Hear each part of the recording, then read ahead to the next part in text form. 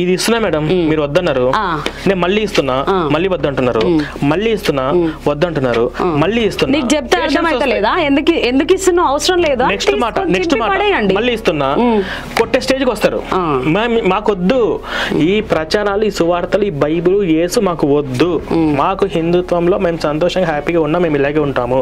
మీ సువార్త ప్రచారాలు ఏమైనా ఉంటే మీ ఇంట్లో చేసుకోండి, రోడ్ల మీద బస్ స్టాప్ లో హిందువుల దగ్గర మాత్రం చెయ్యొద్దు. రియాక్షన్ ఇలాగే ఉంటుంది.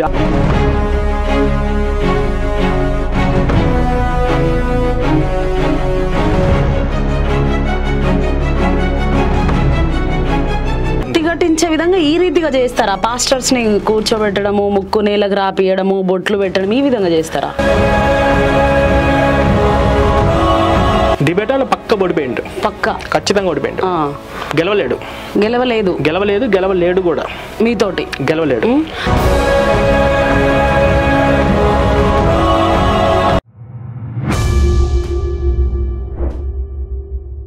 మేము డీటెయిల్స్ ఇవ్వడం జరుగుతుంది మా మీడియా ముఖాముఖిగా, నేను చెప్తున్నా. సో కంపల్సరీగా ఆ బాధితులు ఎవరైతే ఉన్నారో, మీరు బాబా చేత మోసపోయారు, ఏదో సెక్సువల్ హరాస్మెంట్ కు గురయ్యారంటే మీ దగ్గర సాక్ష్యాధారాలు లేదా మీరు మొత్తం వచ్చి చెప్తే వాడిని ఏం చేయాలి, వాడిని రెడ్ హ్యాండెడ్గా ఎలా పట్టుకోవాలో స్కెచ్ చేసి అవసరమైతే స్టింగ్ ఆపరేషన్ చేసి పట్టుకొని మీడియాకి పెట్టాలి. ఓకే, షూర్, నేను మీకు ఆ డీటెయిల్స్ అన్ని ఇస్తాను ఖచ్చితంగా. సో ఇప్పుడు ప్రవీణ్ గారి విషయం వచ్చేసరికి అది హత్య కాదు, యాక్సిడెంటే. అది యాక్సిడెంటల్ గా జరిగిందే కన్ఫామ్. అది ఇప్పుడు అందరికి అది కన్ఫామ్ అని చెప్పేసి, యాక్సిడెంట్ అని చెప్పేసి క్రిస్టియన్లు ఉన్న వాళ్ళందరూ కూడా రియలైజ్ అయిపోయారు. జాన్ వెస్లీ, రాజమండ్రిలో ఉన్నటువంటి John Wesley VP Reddy realise అయిపోయాడు, అవును యాక్సిడెంటల్ అని చెప్పేసి. జాన్ పాల్ రియలైజ్ అయ్యి వాళ్ళు ఒక్కటి కూడా వీడియో రిలీజ్ చేయలేదు కదా సార్. పరుపోతుంది కదా, కాదు పరుపోతుంది కదా, హత్య కాదు యాక్సిడెంటే అని. ఇప్పుడు నిన్న ఒక సభ జరిగింది, ఆ సభలో వీపీ వచ్చిందా? లైవ్ లో ఉన్న అతనే కదా. జాన్ వెస్లీ వచ్చిందా? జాన్ పాల్ వచ్చిందా? ఆ లైవ్ లో ఉన్నది ఫస్ట్ వాళ్ళే కదా. ఎవరైతే ఈ చావును ఉపయోగించుకొని డొనేషన్స్ కలెక్ట్ చేసి లేదా వాళ్ళ రాజకీయాల ప్రయోజనాల కోసం వాడుకోవాలనుకుంటుంటే వాళ్ళ అభినయ దర్శన్, ఆ CMDF అజయ్ బాబు వాళ్ళు తప్ప అక్కడ ఉన్న లైవ్ లో చూసిన వాళ్ళందరూ రియలైజ్ అయిపోయారు. లేదా ఇంకొంతమంది క్రిస్టియన్స్ ని ఈ యొక్క సమాజం ఈ యొక్క అంశాలను రెచ్చగొట్టి, క్రిస్టియన్స్ అందరూ రెచ్చగొట్టి, హిందువుల మీదకి బుసిగొలిపి మత విద్వేషాలు రెచ్చగొట్టామనే ఆలోచన కలిగిన వాళ్ళు తప్ప మిగతా వాళ్ళందరికీ తెలుసది. అయితే మీరు అప్పటి నుండి ఒక మాట అంటున్నారు, మత విద్వేషాలు రెచ్చగొట్టడము అది ఇది అంటున్నారు కదా. డిబేట్స్ అన్నప్పుడు, ప్రేమైక్య చర్చలు అన్నప్పుడు మీరు క్వశ్చన్స్ అడుగుతారు, వాళ్ళు క్వశ్చన్స్ అడుగుతారు, మీరు సమాధానాలు చెప్తారు, వాళ్ళు సమాధానాలు చెప్తారు, మీ గ్రంథాల నుంచి మీరు చెప్తారు, వాళ్ళ గ్రంథాల నుండి వాళ్ళు చెప్తారు. అలాంటప్పుడు మిమ్మల్ని అరెస్ట్ చేయకుండా, మీరు కూడా దూషిస్తున్నారు, మిమ్మల్ని అరెస్ట్ చేయకుండా వాళ్ళని ఒక్కరిని ఎందుకు అరెస్ట్ చేస్తున్నారు? అజయ్ బాబు రాముడు గురించి మాట్లాడిరని అరెస్ట్ చేసిరు, మరి రాధా మనోహర్ దాస్ని ఎందుకు అరెస్ట్ చేయలేదు? ఆయన కూడా ఖమ్మంలో 5 కేసులు పెట్టిండు అజయ్ బాబు, మరి ఎందుకు ఆయనను అరెస్ట్ చేయలేదు? ఇప్పుడు అజయ్ బాబుని అంటే ఇక్కడ మీకు క్రిస్టియానిటీ సమస్య అయిపోయిందా, లేకుంటే హిందువులకు క్రిస్టియన్స్ అంటే భయమా? ఇక్కడ అసలు చెప్తాను మేడం. ఇప్పుడు అజయ్ బాబుని ఎందుకు అరెస్ట్ చేశారంటే ఆ కారణం వేరేది ఉంది. ఆయన వేరేదంటే ఆయన రెచ్చగొట్టే ప్రసంగాలు ఒకటి బీజేపీ పార్టీ మీదకి నెట్టేశాడు. నెక్స్ట్ నేనే అంటా, నెక్స్ట్ నన్నే చంపుతారు అంట. అది సోషల్ మీడియాలో అది వైరల్ అయింది కాబట్టి. ఎక్కడ పెట్టారు? హమారా ప్రసాద్ పెట్టిండ్రు సోషల్ మీడియా, ఇప్పుడు కూడా ఉంది ఆయన అకౌంట్ లో. అదొక్కటే కాదు, అరే అని పెట్టిండు కదా ఆయన. అతను ఏ వీడియో అంటే ఇది నెక్స్ట్ ఎలక్షన్స్లో వచ్చే సమయానికి క్రైస్తవులందరినీ తలలు నరికేస్తారంట. అందులో ఫస్ట్ ప్రవీణ్ పగడాలని ఒక టాపిక్, అదొక వీడియో. తర్వాత రాముడిని గురించి మాట్లాడేటప్పుడు రాముడేం నా బామర్దా, నా తమ్ముడా అని చెప్పేసి రకరకాలుగా మాట్లాడిండు, ఇవన్నీ చేసిండు. కానీ రాధా మనోహర్ దాస్ గురువు గారు మీద కూడా కేసు అయింది. ఆయన ఏదో ఇన్వెస్టిగేషన్ విచారణకి వెళ్ళారు. అది కోర్టు చుట్టూ వాళ్ళ అడ్వకేటర్స్ తిరుగుతూనే ఉన్నారు. నా తమ్ముడా నా బామర్దా అని అన్నారు కాబట్టి అజయ్ గారిని అరెస్ట్ చేశారు. ఓకే, సో ఈయన ఎవరు? రాధా మనోహర్ దాసు ఎక్కడి నుండి అంటే బైబుల్ ను లా మీదికెంచి కూడా దిగడు ఆయన. మేము చూసినాం వీడియోస్. మేము ఒక వర్గానికి చెందినట్టు నేను మాట్లాడడం లేదు, మీరు చెప్పే ఆన్సర్ లో నుండే నేను క్వశ్చన్ అడుగుతున్నా మిమ్మల్ని. మరి అలాంటప్పుడు ఆయనను కూడా అరెస్ట్ చేయాలి కదా, ఆయనను కూడా ఎత్తుకొని పోవాలి కదా. రిఫరెన్స్ చూపిస్తాడు కదా. ఇప్పుడు గ్రంథాలలో, ఇప్పుడు హిందూ గ్రంథాలలో చెప్పిరా వేరే గ్రంథాలను మీరు లా అది తిట్టండి ఇది తిట్టండి ఇట్లా చెప్పి అయితే బైబిల్లో చెప్పారా మీరు బైబిల్ తీసుకొని హిందువుల ఇంటికాడికి వెళ్ళి ఎప్పుడైతే ఈ క్వశ్చన్ వస్తుందో హిందువులు క్వశ్చన్ వేసినప్పుడే వాళ్ళు ఆన్సర్ ఇవ్వాల్సి వస్తుంది కదా. ఓకే, ఇది ఇది ఒక ఫస్ట్ ఎవరు స్టార్ట్ చేశారు, దీనికి మూలం ఎక్కడ ఉంది? మేము 2014 2015 వరకు మీరు చెక్ చేయండి, మా ఛానల్స్ అని ఏమీ లేవు. అంతకంటే ముందు ఎవరు హిందూ దేవులను దూషించిన పాస్టర్లు లేరా? సుధీర్ అనే ఒక పాస్టరు తిరుమల తిరుపతి దేవస్థానం దగ్గరికి వెళ్ళి అక్కడ లక్షలాది మంది భక్తులుంటే వీళ్ళందరూ నరకానికి వెళ్తారు, ఆ వెంకటేశ్వర స్వామి దయ్యము కాబట్టి అని చెప్పి ఆయన పబ్లిక్ లో యూట్యూబ్ లో వీడియో పెట్టాడు సుధీర్ అనే పాస్టర్. అప్పటికి శివశక్తి కూడా లేదు, అప్పుడు కరుణాకర్ రెడ్డి కూడా ఎవరికి తెలియదు. 2010-11 ఆ సమయంలో ఒక గుడిని మొత్తం కూల్ చేస్తూ ఇది గుడిని కూల్ చేస్తానని చెప్పి ఆయన వీడియో తీసి ఒక పాస్టర్ యూట్యూబ్ లో పెట్టాడు. ప్రవీణ్ అని ఒక పాస్టర్, నేను 20-30 గ్రామాల్లోకి వెళ్ళాను, ఈ 20-30 గ్రామాలు మొత్తం నేను క్రైస్ట్ విలేజ్లుగా మార్చేశాను, వాళ్ళు పూజించే దేవులు ఏవైతే ఉన్నాయో నేను నా కాల్తో కొట్టాను, వాళ్ళందరూ కూడా ఒప్పుకున్నారు అనే అంశం సంబంధించిన వీడియోలు లేవా? అప్పటికి మేము లేం కదా పోని ఇప్పటికి మేము స్టాప్ చేసేస్తాం. కరుణాకర్ సుగ్న, రాధా మనోహర్ దాసు, నేను, లలిత్ కుమార్ మేమందరం ఇప్పటికి ఈ రోజుకి బైబిల్ చదవం, మేము బైబిల్ స్టాప్ చేసేస్తాము. ఇక్కడ నుంచి హిందూ దేవులను తిట్టకుండా హిందూ దేవులను దూషించకుండా ఒక్క పాస్టర్ అన్న ఒక్క వీడియో అన్న ఉంటుందా? వీళ్ళు చేసే ప్రచారాలు, వీళ్ళు చేసే క్రైస్తవ ప్రచారాలు ఏవైతే ఉన్నాయో వీళ్ళ చర్చలు చేసుకోండి, మా హిందువుల దగ్గరికి వద్దు. అయితే ఇలా ఇప్పుడు మీరు ఇది స్టాప్ చేయించగలుగుతారా? మేము ఈ రోజు ఆగిపోతాం, హిందూ దేవులను తిట్టకూడదు, మా పనులు మేము చేసుకుంటాం, హిందూ దేవులను తిట్టకూడదు. వాళ్ళ సువార్త ప్రకటన మొన్న రీసెంట్ గా హిందూ దేవులను తిట్టడం సువార్త గోదావరి కనిలో మీరు ఆ వీడియో చూడొచ్చు, సోషల్ మీడియా అందులో ఏముంది, పాంప్లెంట్ లో ఏముంది, యేసుక్రీస్తు ప్రభువు ప్రేమిస్తున్నాడు అని వాళ్ళ ప్రచారం వాళ్ళు చేస్తున్నారు కానీ ఇందులో రాముణ్ణి తిట్టడం గానీ కృష్ణుని తిట్టడం గానీ వాళ్ళు ప్రింట్ చేపియలేదు కదా అందులో. మరి అలాంటప్పుడు ఆ పాంప్లెంట్ మీకు ఇష్టమైతే తీసుకోండి, లేదంటే లేదు. అయితే మీరు శ్రీరామ బొట్టు పెట్టుకోండి అనడం అది తప్పు కదా. మేము ఏమంటున్నామంటే చేయకండి, తీసుకోకండి, ఆ పేపర్ తీసుకోండి. ఉండరు అందరూ నాలాగా సున్నితంగా కూర్చోబెట్టి బాబు మాకు బైబిల్ గురించి డిబేట్ అలా ఉండరు. మా హిందువులలో అందరూ ఒకే విధంగా ఉండరు, కొంతమందికి పేషెన్స్ కంట్రోల్ తప్పి తిరగబడాల్సిన పరిస్థితి ఖచ్చితంగా వస్తుంది. సో అది మేము అక్కడ ఓపిక తప్పి అని ఎట్లా అంటారు వాళ్ళ. మీరు ఇప్పుడు ఆ పాంప్లెంట్ లో యేసుప్రభు ఒక్కటే నిజమైన దేవుడు అని ఉంది, నమ్మండి అని ఉంది, అది వాళ్ళు నమ్మిండ్రు. ఒక విషయం ఆగండి, ఇది ఎట్లుంటుంది ఇప్పుడు? లేకపోతే ఒకసారి రాత్రికి నాతో అని చెప్పి ఇష్టమైతే రా, లేకపోతే లేదు, నేను బలవంతంగా రమ్మని అన్నాను.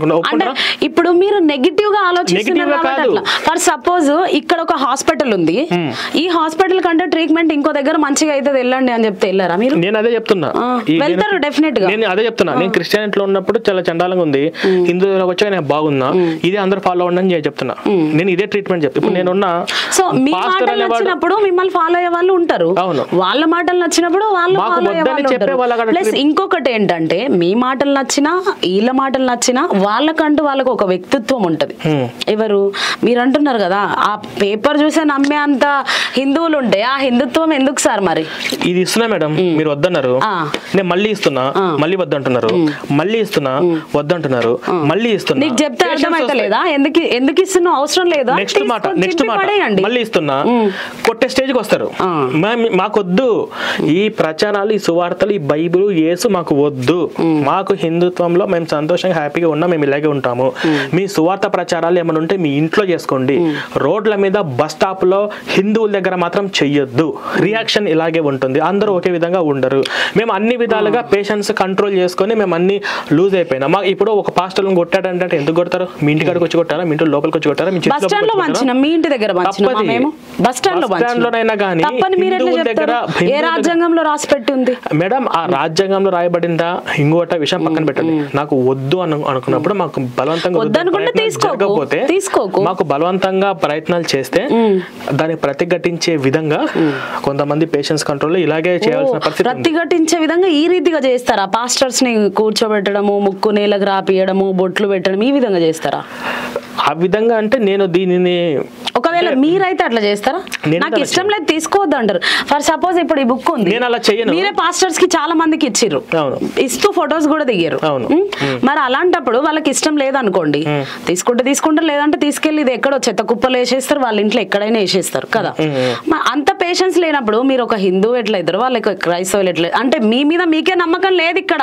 వాళ్ళు ఆ పేపర్ ఇస్తే మేము ఎక్కడ హిందుత్వం నుండి కన్వెంట్ అవుతామో అనే నమ్మకము మీ హిందువులకు లేదు, ఆ పేషెన్స్ లేదు వాళ్ళకి. మాకు ఒకటే మాట చెప్తున్నా ఓపెన్ గా, పాస్టర్లను చూస్తే మాకు భయం, వాళ్ళు పట్టుకున్న సువార్తలు అంటే మాకు భయం. ఎందుకంటే బురదలో ఉన్న పందిని చూసినా కూడా మేము భయపడతాం, అది ఒకవేళ ఇదిలిస్తే మా మీద పడుతుంది కాబట్టి.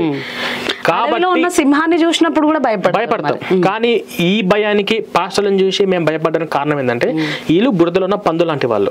ఎందుకంటే వీళ్ళు సువార్తలు అంటూ, ఎందుకంటే ఇంట్లో ఉన్న ఆడవాళ్ళు ఇలా కూడా అనుకోవచ్చు కదా, మీ మీద మీకు నమ్మకం లేక ఎన్ని గ్రంథాలు పెట్టినా కూడా వాళ్ళకున్న కాన్ఫిడెన్స్, మీరు హిందూ గ్రంథాలు ఎన్నైనా పెట్టండి మేము చదువుతాం బట్ మేము మారము అని కాన్ఫిడెన్స్ వాళ్ళకున్నప్పుడు, వాళ్ళ బైబుల్ వాళ్ళు నిజం అని చెప్పుకునేటప్పుడు వాళ్ళు ఒక చిన్న పాంప్లెంట్ ఇయ్యగానే మీరు మారిపోతారు అనే మనస్తత్వం మీకుంటే మీరేం హిందువులు అని అడగొచ్చు కదా. అట్లా మేడం అది మారలేదనే కదా వాళ్ళు ప్రతిఘటించింది, తిరగబడింది.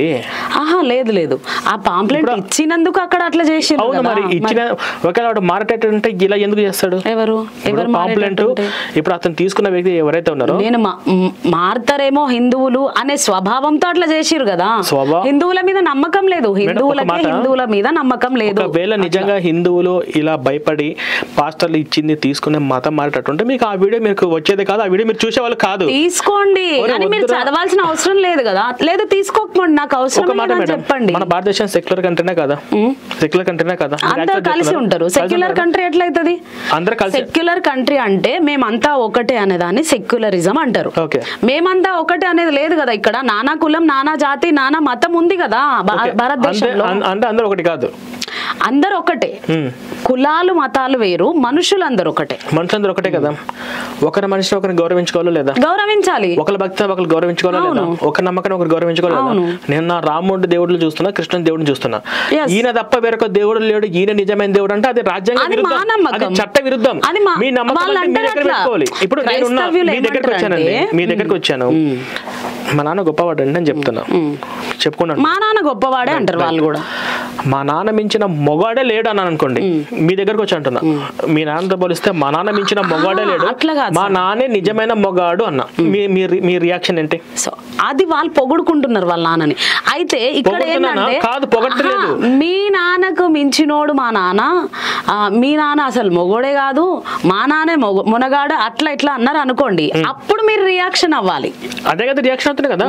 మా యేసు నిజమైన దేవుడు కదా, మా యేసు తప్ప వేరొక దేవుడు లేడు అని చెప్పి, నా తండ్రి గొప్పవాడని వాళ్ళు చెప్పుకుంటారు, మీరు అన్నట్టుగా మీ డాడీ గొప్పవాడని మీరు చెప్పుకుంటున్నారు, వాళ్ళ డాడీ గొప్పవాళ్ళని వాళ్ళు చెప్పుకుంటారు. కాదు కాదు, పాయింట్ ఏంటంటే వాళ్ళు వచ్చి వాళ్ళ ఇంటికాడ వాళ్ళ ఇంట్లో 4 గోడల మధ్య కూర్చొని 100 అనుకోనివ్వండి, మాకు సంబంధం లేదు, మా నాన్న గొప్పవాడు, డబ్బా పెట్టుకుని మా ఇంటి బయట ఫ్లెక్సీ పెట్టుకుని ఏమైనా చేసుకుని నాకు సంబంధం లేదు, కానీ వాడు వాళ్ళ నాన్న మా నాన్నతో పోల్చి మా నాన్నకంటే గొప్పవాడు అని చెప్పేసి వాడు తీసుకుని మా నాన్నగాడికి వచ్చి అంటే అది ఎలా రియాక్ట్ అవ్వాలో. మీరు చూడడం ప్రతి ఒక్కటి నెగిటివ్ గా చూస్తున్నారు కాబట్టి, నిన్న రోజున మేము ఒక ఇంటర్వ్యూ చేసుకొని వెళ్తున్నాం, ఇట్లా ఇంటర్వ్యూ చేసుకొని వెళ్తున్నప్పుడు ఒక జులూస్ తీస్తున్నారు, అది హనుమాన్ ఏదో జులూస్ తీస్తున్నారు, తీస్తుంటే చాలా మంది డాన్సులు చేసుకుంటూ జెండాలు పట్టుకుంటూ బైక్ల మీద అట్లా ఇట్లా చేసుకుంటూ వెళ్తారు, మీకు కూడా తెలుసు కదా. ఇంత డిస్టర్బెన్స్ అవుతుంది అక్కడ, అయినప్పటికీ ఎవరేమనరు. ఒకవేళ అట్లే క్రైస్తవులు చేస్తే మీరు ఊరుకుంటారా? ఊరుకోరు. అది కూడా చూసినాం మేము మా కల్లారా. రన్ ఫర్ జీసస్ అని చేసేటప్పుడు ఎన్నో కేసులు గొడవలు. అదే ఎందుకు అట్లా సహించలేకపోతున్నారు అంటే మీకు భయం అవుతుందా? సహించలేకపోవడం కాదు, ఇప్పుడు పాస్టర్లను ఇలా తరిమి కొడుతున్నారు సువార్త కోసం చెప్పి అంటున్నారు కదా, మీరు అవి వారానికి ఒక 2-3 వీడియోలు బయటకు వస్తున్నాయి పాస్టర్ ప్రతిఘటిస్తున్నారని. అవును, కానీ ప్రతిరోజు ప్రతి చోట ప్రతి గ్రామంలో ఈ మత మార్పిడి ముఠాలు సంచారాలు చేస్తూనే ఉన్నాయి. మత మార్చడానికి ఈ సంచారాలు చేసి మత మార్చే క్రమంలో మీ 2-3 వీడియోలు మాత్రమే 2-3 ప్రదేశాలు మాత్రమే ప్రతిఘటించిన వీడియోలు మీరు చూస్తున్నారు.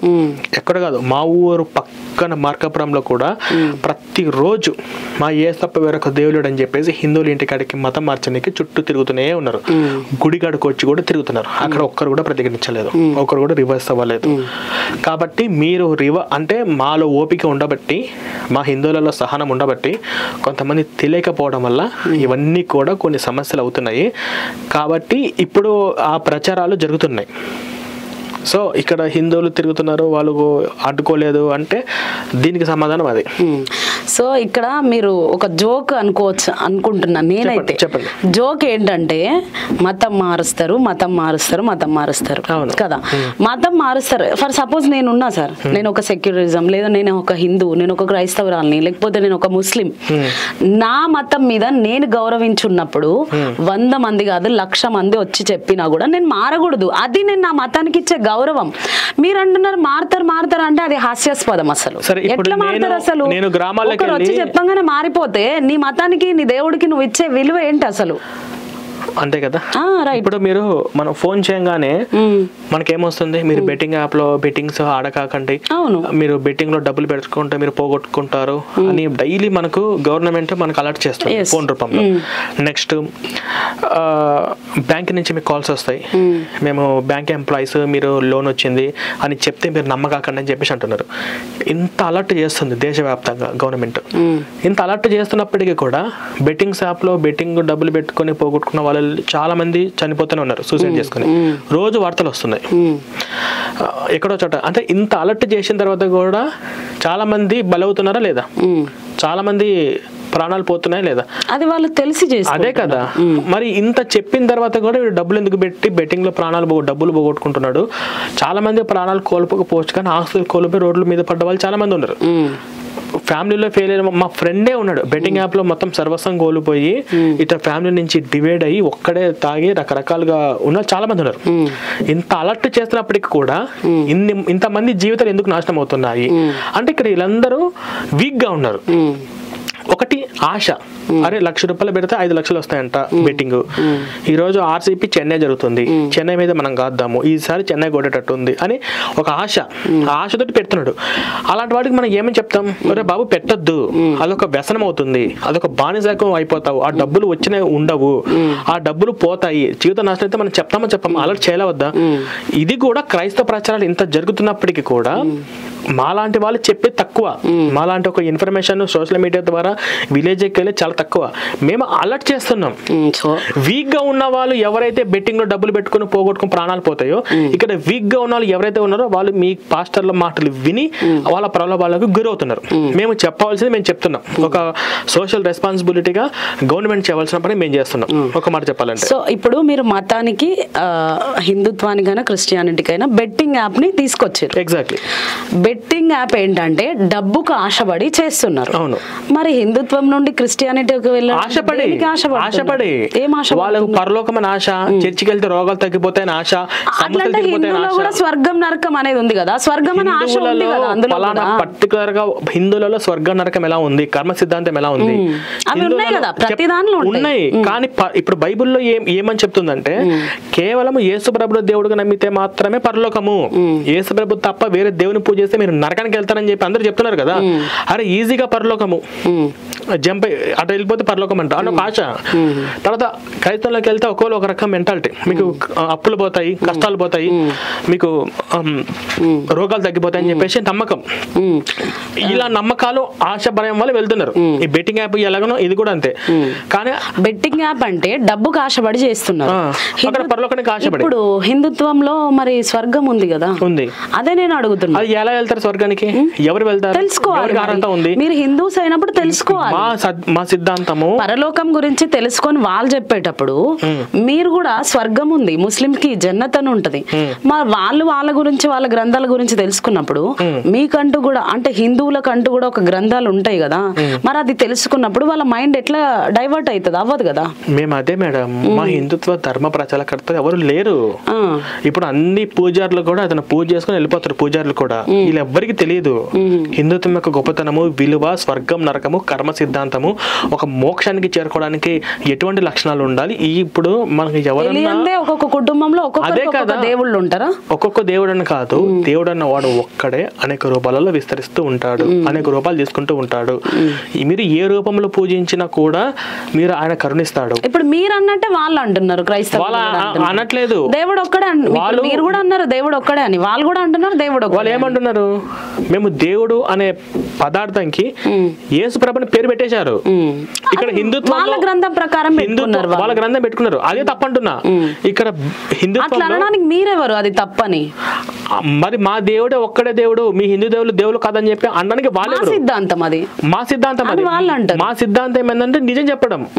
అసలు ఆయన దేవుడే కాదు, ఒక దేవుడికి పూజించడానికి ఆ యేసు అనే కరెక్ట్ ఒక అర్హత లేదు, అది కూడా బైబిల్ ప్రకారంగా. కాబట్టి బైబిల్ పూర్తిగా చదవండి, అర్థంతరంగా సగం సగం చదవద్దని చెప్పేసి చెప్పాల్సిన బాధ్యత మేము తీసుకున్నాం. అంటే అలా చెప్తున్నాం కాబట్టి మేము ఇలా చెప్తున్నాం. అంటే బైబిల్ అర్థవంతం కాదు, అసలు అందులో అర్థవంతంగా లేదు, ఇవన్నీ మీరు నిరూపించగలుగుతారా? నేను నిరూపిస్తానని చెప్పేసి మేము లాస్ట్ టైం మీ ఛానల్లో ఇంటర్వ్యూ ఇచ్చాను. ఎవరన్నా డిబేట్కి రండి, ఇంటర్వ్యూకి రండి, క్రైస్తవం ఏంది, బైబిల్ ఏంది, పాస్టర్లు ఏం చెప్తున్నారు, నేను రాసిన పుస్తకము తప్ప కరెక్టా, వచ్చి డిబేట్ చేయమని చెప్పా. రేపు ఫ్రైడే రోజు మా ఛానల్కి వస్తున్నారు పాస్టర్ జాన్ పాల్తో కూడా ముఖాముఖి డిబేట్ చేశాం. మీరు ఆ డిబేట్ మొత్తం చూస్తే ఇది లెవ్వని చెప్పట్లా, ఇది ఇలా ఉంది, అక్కడ అలా ఎందుకు తీసుకోలేదని చెప్పేసి మాట మారుస్తున్నాడు. నేను రాసిన దానికి చెప్పండి అంటే ఆయన వేరే తీసుకుని వస్తే చెప్తున్నాడు. కాబట్టి ఆయన డిబేట్ లో ఓడిపోయిండు. ఎప్పుడు గెలిచినాడు అంటే ఈ వచనాలన్నీ నేను ఇచ్చిన ఎక్స్ప్లెనేషన్స్ క్వశ్చన్స్ ఏవైతే ఉన్నాయో అది తప్పు, ఈ బైబిల్ రిఫరెన్స్ కి ఈ అర్థం రాదు, లేకపోతే ఈ ఇందులో యేసు గురించి నేను రాశాను కొంచెం, ఈ యేసులో ఈ క్వశ్చన్ చేశాను, ఈ క్వశ్చన్ తప్పు ఈ వచన ప్రకారం అని ఆయన నిరూపించలేకపోయింది. తర్వాత అసలు యేసు దేవుడే కాదండి, యేసు దేవుడు అని చెప్పి ఒక రిఫరెన్స్ చూపించమని చెప్పి నేను 2-3 గంటలు డిబేట్ చేస్తే యేసు ప్రభు దేవుడు అంటే ఒక్క రిఫరెన్స్ చూపించాల. ఏదో పాత నిబంధన గ్రంథంలోకి వెళ్తాడు, ఇమ్మానుయేల్ అంటాడు, ఆయనకు దీనికి కొత్త నిబంధన గ్రంథం దానికి సంబంధం ఉండదు, నేను చెప్తుంటే సగం మాటికి మధ్యలో దూరి నువ్వు బీటెక్ చదివని చెప్పేసి గోలా చేస్తూ ఉంటాడు. పోనీ యేసు ప్రభు రెండో రాకడ బైబిల్ ప్రకారంగా లేదని చెప్పి నేను స్పష్టంగా రాశాను, దీనికి లేదు రెండో రాకడ ఉంది అని చెప్పేసి నేను రిఫరెన్స్ కూడా ఇచ్చాను. మరి పాస్టర్ ఎవరైనా డిబేట్ కి రండి, అసలు మీ బైబిల్ ఏది, మీ క్రైస్తవం ఏందని చెప్పేసి ప్రూవ్ చేద్దామని చెప్పి నేను ఎప్పటి నుంచి అడుగుతూనే ఉన్నాను కదా. సో జాన్ పాల్ పాస్టర్ మీకు అసలు దీనిలో ఏది కూడా డిబేట్ లో ఆయన ఓడిపోయిండు, డిబేట్ లో పక్క ఓడిపోయిండు, పక్క ఖచ్చితంగా ఓడిపోయిండు, గెలవలేడు కూడా మీతోటి గెలవలేడు. సో ఈ ఇంటర్వ్యూ ద్వారా మేము చెప్తున్నాం, pastor John Paul already debate చేశారంట. సో నేను చూడలేదా, ఫోన్ చేశాను రీసెంట్ గా జాన్ పాల్ గారిని అడగండి, 3-4 రోజుల క్రితం ఫోన్ చేసి ప్రవీణ్ తో డిబేట్ లో కూర్చోబెట్టని చెప్పేసి అక్కడిక్కడ ఛానల్స్ లో అడుగుతున్నాడు. అక్కడిక్కడ ఎందుకు మన ఎక్స్క్రిస్టియన్ ఛానల్ కి వచ్చి చేయండి అని చెప్పేసి నేనే ఫోన్ చేసి డిబేట్ అవసరమైతే మన ఛానల్ కి చేయండి అని చెప్పి నేను అడిగా. సో ఈ ఇంటర్వ్యూ సముఖంగా మేము కూడా జాన్ పాల్ పాస్టర్కి చెప్తున్నాము, మీరు ఎక్స్ క్రిస్టియన్ ప్రవీణ్ గారితో ఈ ఒక డిబేట్ లో ఓడిపోయారు అని ఆయన అంటున్నారు. ఇప్పుడు ఓడిపోవడం కాదు, నెక్స్ట్ గెలవలేడు కూడా, వాళ్ళు నిరూపించలేరు, ఎందుకంటే బైబిల్లో నిజాలు లేవు కాబట్టి వాళ్ళు నిరూపించలేక ఫ్లేట్ ఫిరాయిస్తున్నారు పాస్టర్స్ అని. ఇది జాన్ పాల్ పాస్టర్ కి కాదు, పాస్టర్స్ అందరికీ కూడా ఓపెన్ ఛాలెంజ్ చేస్తున్నారు ఎక్స్ క్రిస్టియన్ ప్రవీణ్. సో ఆ విధంగా నిరూపించే వాళ్ళు ఎవరైనా ఉంటే బైబిల్లో యేసుప్రభు దేవుడు కాదు, యేసుప్రభు దేవుడు అని మీరు ప్రూఫ్ చేయండి. సెకండ్, యేసుప్రభు రెండో రకడ లేదు, అసలు యేసుప్రభు రెండో రకడ కాన్సెప్ట్ బైబిల్ ప్రకారంగా తప్పు. ఒకవేళ యేసుక్రీస్తు ప్రభువు అందులో ఉన్నాడని ప్రూఫ్ చేస్తే మీరు ఎక్స్ క్రిస్టియన్ నుండి క్రిస్టియన్ గా మారిపోతారు. చెప్పాను కదా, క్రిస్టియన్ గా మారిపోతాను నేను. ప్రూవ్ చేసిన పాస్టర్ ఎవరైతే ఉన్నారో నేను ఆయన చెప్పినట్టే నేను చేస్తాను. ఏమని ప్రూవ్ చేయాలి? యేసుక్రీస్తు ప్రభువును నేనే దేవుడిని మీకు కావాలా? స్వయంగా తనంతట తాను యేసు ప్రభు దేవుడు అని చెప్పినట్టు సందర్భం కావాలి. యేసు ప్రభు దేవుడు కాదు, ఒక దేవుడిగా పూజించడానికి యేసు ప్రభుకు అర్హత లేదు అన్నట్టుగా యేసు ప్రభు చెప్పినటువంటి ఈ 4 మత్తయి, మార్కు, యోహాను, లూకా ఈ 4 సువార్తల నుంచి నేను మీకు రిఫరెన్స్ చూపిస్తాను. ఆ రిఫరెన్స్ అందులో నుండే వాళ్ళు కూడా రిఫరెన్స్ తీసి చూపిస్తే మీరు ఈ ఎక్స్ క్రిస్టియన్ ఛానల్ తీసేయాలి, ఈ ఎక్స్ క్రిస్టియన్ నుండి మీరు క్రిస్టియన్ గా ఖచ్చితంగా అండి. నేను ఇదే చెప్తాను కదా, నేను చెప్పిన సిద్ధాంతాలలో ఈ పుస్తకంలో ఏదైనా తప్పని చెప్పేసి మీరు ప్రూవ్ చేయగలిగితే నేను ఎక్స్ క్రిస్టియన్ ఛానల్ తీసేస్తాను. ఓకే, సో ఎవరైనా పాస్టర్స్ రెడీగా ఉంటే ఈ ఛాలెంజ్ ని స్వీకరించండి, కామెంట్ చేయండి కింద. ఎవరు రావాలనుకుంటున్నారో మీ ఫోన్ నెంబర్లు కూడా తెలియపరచండి. ఎక్స్ క్రిస్టియన్ ప్రవీణ్ రెడీగా ఉన్నారు డిబేట్ కి. సో అది పెద్ద పాస్టర్స్ అయినా లేకపోతే బైబుల్ అవగాహన ఉండి మేము నిరూపించగలుగుతాం యేసుక్రీస్తు ప్రభువు రిఫరెన్సెస్ అని ఉన్న వాళ్ళు రెడీగా ఉంటే, సో వాళ్ళ సిద్ధాంతం ప్రకారం ఆయన ఇచ్చిన మాట ఈ ఇంటర్వ్యూ ద్వారా, ఇది సెకండ్ టైం మాకు ఇంటర్వ్యూ ఇచ్చేటప్పుడు ఆయన అనడం. సో దీన్ని ఛాలెంజింగ్ గా తీసుకున్న వాళ్ళందరూ కామెంట్ చేయండి.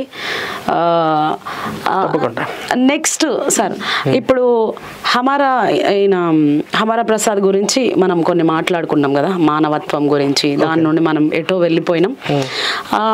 నేను ఏమంటున్నా అంటే హిందుత్వం కానీ క్రిస్టియానిటీ కానీ ముస్లిం సిద్ధాంతాలు సిద్ధాంతాలు పక్కకు పెడితే మీ ఆలోచన ప్రకారంగా ఒక మనిషిని మనిషిగా చూడాలా లేకపోతే మతాలను బట్టి ద్వేషించాలా మనిషిని? నాది ఒకటే మేడం, మనిషిని మనిషిగా ఎలా చూడాలంటే ఆ మనిషి నేర్చుకున్నటువంటి గ్రంథం బేస్లైన్ నుంచి ఉంటుంది. ఇప్పుడు ఒసామా బిన్ లాడెన్ అయినా ఎంత పెద్ద టెర్రరిస్ట్లు అయినా వాళ్ళ అమ్మ దగ్గర పాలు తాగేటప్పుడు మంచివాడే, ప్రపంచం ఏం తెలియదు. కానీ పెరిగే పెద్దగా అయ్యి కొంతమంది గురువుల దగ్గరికి వెళ్ళి కొన్ని నేర్చుకొని కొన్ని రకాల పుస్తకాలు చదివి వాటి బ్రెయిన్ పాడు చేసుకొని మనుషుల్ని శత్రుత్వంలాగా చూసి చంపి మానవత్వం లేకుండా సాటి మనిషిని ఆలోచన లేకుండా విధంగా క్రూరల్గా ఎలా తయారవుతున్నాడు అంటే అతను పెరిగిన విధానము, అతను నేర్చుకున్న సిద్ధాంతము ఇది. ఇప్పుడు సాటి మనిషిని ఎలా చూడాలి అనే అంశంలోకి వస్తే అకార్డింగ్ టు బైబిల్ ఖురాన్ గురించి చెప్పాలంటే అతను మంచివాడే, నేను కాదనట్లేదు, క్రైస్తవులందరూ మంచివాళ్ళే. కానీ వాళ్ళు నేర్చుకున్న బేస్ లైన్స్ వల్ల అతను మనిషి పొల్యూట్ అవుతున్నాడు. ఇప్పుడు హిందువులు అంటే ఎవరు? అన్యులు. హిందువులు అంటే ఇప్పుడు మీరు ఎవరు చెప్పండి, మీరు చర్చికి వెళ్తారు కదా, మీకు ఏమని చెప్తారు? హిందువులు అంటే అన్యులు. అన్యులు అంటారా అన్నారా? అన్యులలో మీరు కలిసిపోతున్నారు, లోక సంచారకులు అంటున్నారా అనట్లేదా? ఇలా ఎలా అనగలుగుతున్నారా అంటే ఆ బైబిల్లోనే ఉంది. విగ్రహారాధికులు, మమ్మల్ని విగ్రహార్థికులు అంటున్నారు కదా, మేము ఒక దేవుని ఒక విగ్రహం చూసి మేము పూజించుకుంటాం, మీరు దాని విగ్రహార్థికులు మీరు కూడా అంటారు విగ్రహ ప్రతిష్ట విగ్రహము. అదే కదా, మేము విగ్రహం అన్నప్పుడు లేని బాధ, విగ్రహారాధన చేస్తున్నారు అన్నప్పుడు బాధ ఎందుకు? మేము విగ్రహారాధన చేస్తున్నాం, మేము చేసే మాకు సమస్త సర్వసృష్టిలో మాకు దైవం ఒకేలా ఉన్నారని చెప్పేసి భావించే మేము, పంచభూతాల్లో దైవంగా ఉన్నారని చెప్పేసి భావించే మేము విగ్రహంలో కూడా మేము దేవుడిని మేము పూజించుకుంటాం. కానీ మీరు విగ్రహారాధికులు, అన్యులు, విగ్రహారాధన వ్యభిచారంతో సమానము, వాళ్ళు నరకానికి వెళ్ళే వాళ్ళు, సిద్ధాంతాలు తప్పంటున్నా. అవి మానవత్వానికి ఈ యొక్క సమాజానికి వ్యతిరేకంగా ఉన్నాయి. మనుషుల్ని విడగొట్టే విధంగా సిద్ధాంతాలు ఏంటి? ఇప్పుడు కత్తి ఉంది చంపమని, అవునండి మేము మా బైబిల్ ఉంది మేము చంపుతామంటే యాక్సెప్ట్ చేస్తామా? ఇప్పుడు టెర్రరిస్టులు అదే చేస్తున్నారు. వాళ్ళు ప్యాంట్ ఇప్పి మరి హిందువా ముస్లిమా చూసి మరి చంపారు. మా గ్రంథం ఉంది, కాపీర్లు చంపాల్సిందే అని అది ఉంది వాళ్ళ గ్రంథంలో, వాళ్ళు అదే ఫాలో అవుతున్నారు. మరి అది కరెక్ట్ అంటామా?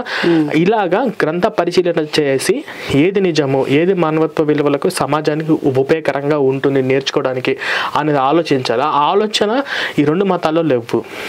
సో హిందూ మతంలోనే ఉంది. హిందూ మతంలో నాస్తికులైనా దేవుని నమ్మని వాళ్ళైనా కానీ లోకహితం కోసం అతని ఒక ఐడియాలజీ వేరు ఉంటుంది, ఆలోచన వేరుగా ఉంటుంది.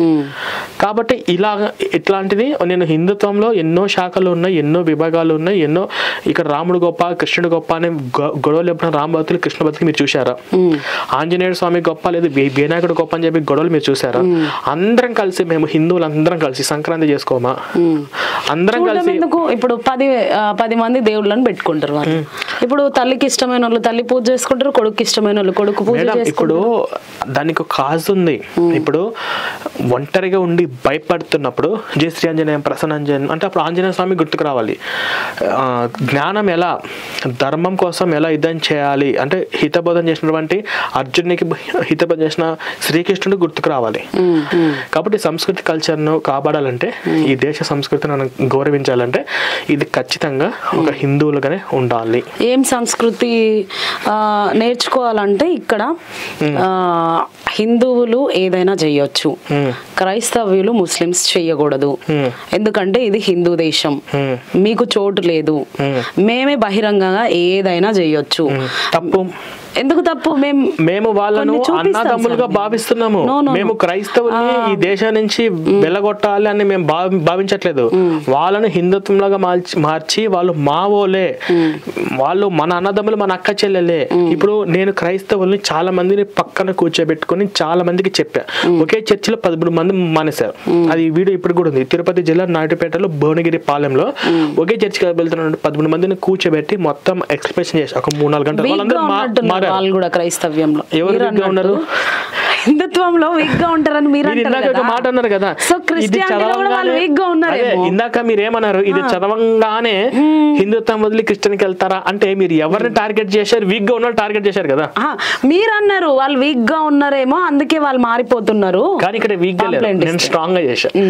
వాళ్ళు వీక్ గా ఉంటే మీరు స్ట్రాంగ్ గా చేసిండ్రు. వాళ్ళు వీక్ గా ఉండి చర్చికి వెళ్తుంటే బాబు చర్చికి వెళ్ళకండి, దేవుడు అది కాదు, నిజమైన దేవుడు మన హిందుత్వంలో ఉన్నారు కాబట్టి రాముని కృష్ణ పూజని చెప్పి వీక్ గా ఉన్న వాళ్ళు నేను స్ట్రాంగ్ స్ట్రాంగ్ గా చేశారు. సో పాస్టర్స్ కూడా అట్లే అనుకోవచ్చు కదా, వీళ్ళు వీక్ గా ఉన్నారు, నేను స్ట్రాంగ్ గా చేసిన అని.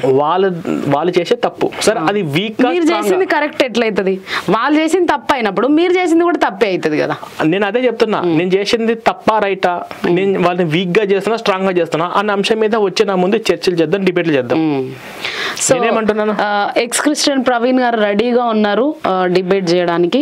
ఈ ఇంటర్వ్యూ చూసిన వాళ్ళు ఎలాంటి సందేహాలున్నా, ఎలాంటి క్వశ్చన్స్ ఉన్నా, ఎలాంటిది మీరు బైబిల్లో నుండి నిరూపియాలన్నా, నిజాన్ని నిరూపియాలనుకున్న వాళ్ళు డిబేట్కి సిద్ధంగా ఉండండి. కామెంట్ చేయండి, మీ ఫోన్ నెంబర్ అడ్రస్లు కూడా కామెంట్ చేయండి. ఎవరైనా సరే యేసు క్రీస్తు ప్రభువు నేను దేవుడను అని చెప్పుకున్న రిఫరెన్సెస్ ఉంటే మీరు నిరూపించిన క్షణమే అదే ఇంటర్వ్యూలో ఆయన ఎక్స్ క్రిస్టియన్ నుండి క్రిస్టియన్ గా మారిపోతారు. మీరు నిరూపించిన తర్వాత అవి నిజమా కాదా, అసలు యేసుప్రభు యొక్క నిజమైన క్యారెక్టర్ అంటే ఆయన దేవుడు కాదు అన్నట్టు నేను కొన్ని రిఫరెన్స్ బైబిల్ గురించి చూపిస్తా. మరి ఆ రిఫరెన్స్ కు ముందు వెనక అర్థాలు చెప్పండి. మీరేదో త్రిత్వం అంటారు, ఆ కాన్సెప్ట్లు మొత్తం మనం మంచిగా అసలు యేసుప్రభు దేవుడు కాదన్న అంశం మీద ఒక రోజంతా డిబేట్ చేద్దాం, ఉదయం నుంచి సాయంత్రం దాకా. అది సో ఇది ఇవాల్టి interview. So thank you sir, మేము అడగంగానే ఇంటర్వ్యూ ఇచ్చినందుకు.